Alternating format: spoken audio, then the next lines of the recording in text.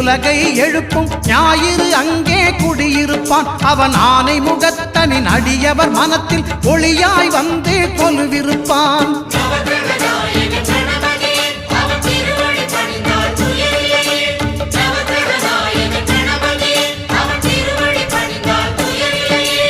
ஒன்பது கோளும் ஒன்றாய் காண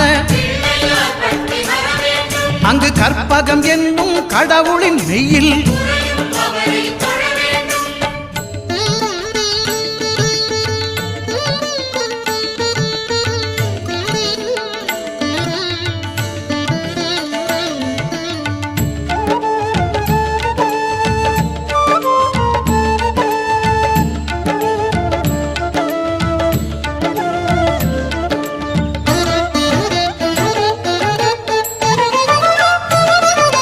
திங்கள் பகவான் திருமுகம் காண